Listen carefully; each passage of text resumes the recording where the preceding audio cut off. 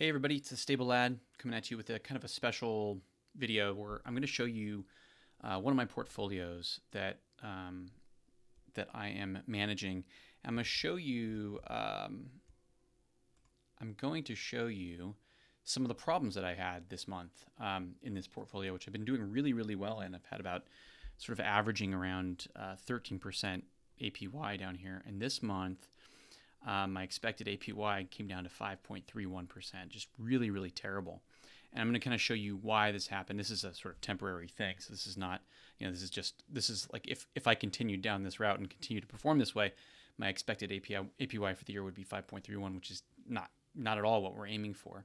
But it's, my APY will be closer to 20% at the end of the year. But let me just show you a couple of things. And I talk about these on my videos all the time, but these are things that can happen to anybody in anybody's portfolio.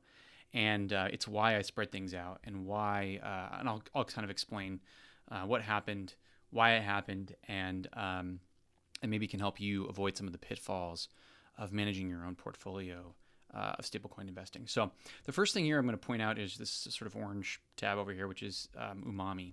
And Umami is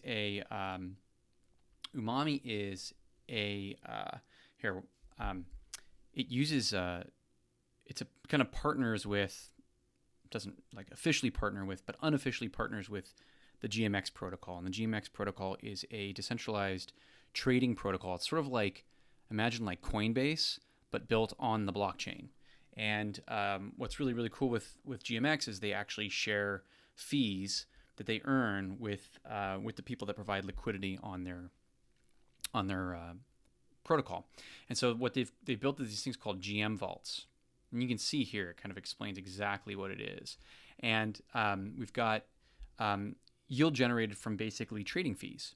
And when the markets do well or do poorly, your trading fees go up and down. Basically, you kind of win when traders lose, and you kind of lose when traders win. Because there's more fees when they lose, right? And their positions are liquidated. And so as the market's done better, I've lost money on this on this pool, and I've had positions in Umami for a long time, and done really well with them.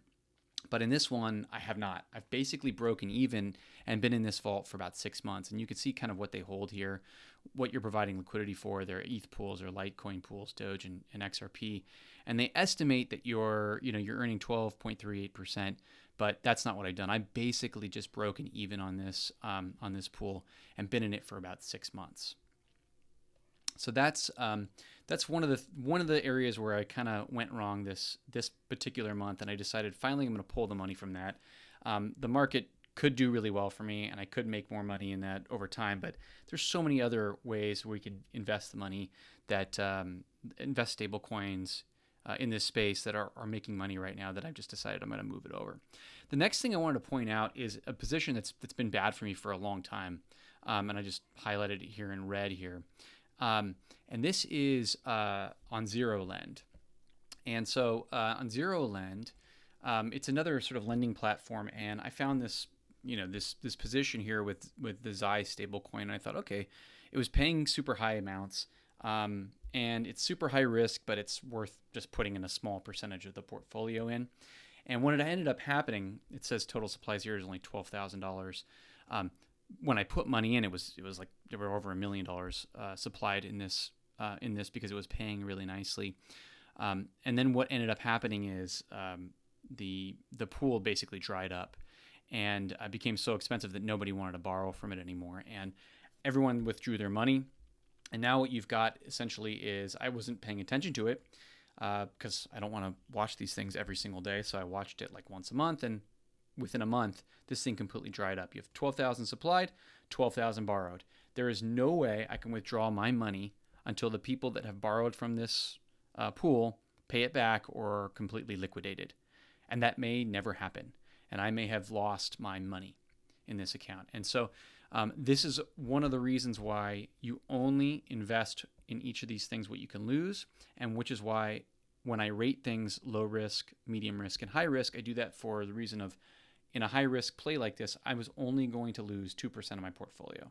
And that's what I did. I put in only 2% of the overall portfolio in this one, and that's all I've lost. So I may be able to regain this at some point, so I check it monthly to see if anybody's repaid their loans and I can start to withdraw from this. And it totally could happen at some point during the rest of the market. People could make their money back and start to pay down these loans that they own because in the meantime they're paying 336%. Or something like that, 800%. So if they have collateral in there that they care about, they might want to actually pay that back over time. And maybe I get money back plus the 360-something% that I've supplied. That could happen, but highly doubtful. I will probably lose all the money in this, but I'll keep checking anyway, monthly. But again, just goes to show you when you have proper risk practices, overall in the course of a year, if I only lose 2% to a position like this, that's not that bad when I'm earning 15 to 20%. Overall, that puts me down. If I'm at 20% for the year, that puts me at 18% because I've lost 2% of my position on a high risk play that could have been successful, but it wasn't. Okay, the next thing I wanted to show was let's go back here. I've talked about this extensively with when I did a video on layer 1s versus layer 2s, specifically Ethereum versus Ethereum rollups and other layer 1 options like Avalanche and Solana, for example. And the reason why I did that entire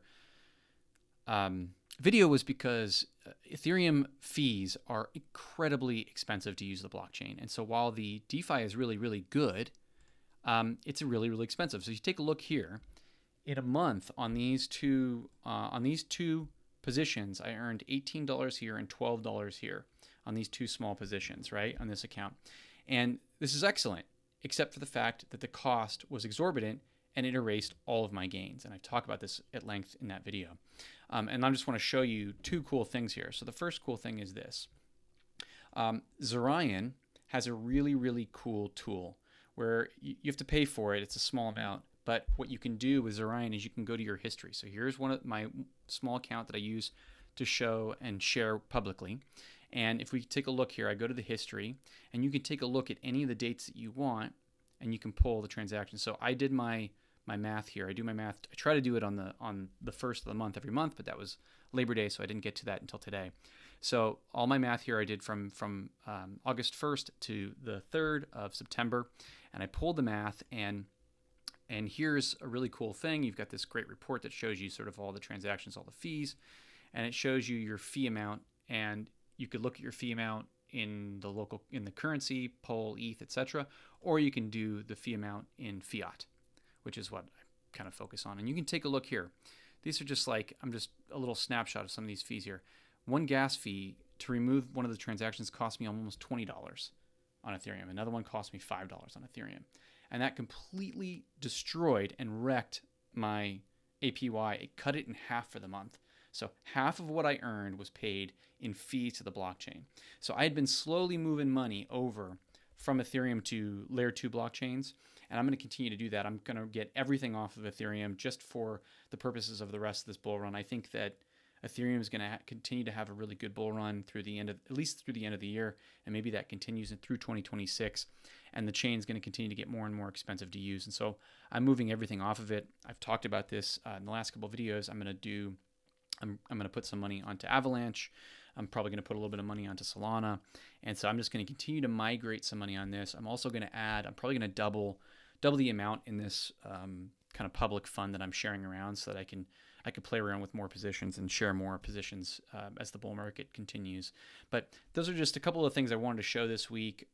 Just a couple of sort of good, portfolio management things. And hopefully this sort of helps you if you're managing your own portfolio. Hopefully this helps you kind of see what could go wrong and not to panic. Just sort of say, okay, it's time to move on from that position, and time to make some decisions to move on from this chain. It's time to make some decisions to move on from positions, and that's just the way it works when you're playing these games and you're actively managing your portfolio. So until next time, hopefully this helps, and I'm the Stable Lad. I'm the Stable Lad, and if you like today's video, please hit that subscribe button. Every week I break down what's happening in the world of stablecoins and why it matters, clearly, calmly, and without the hype. This channel is for educational purposes. It is not meant to be financial advice. So always do your own research and manage your risk wisely.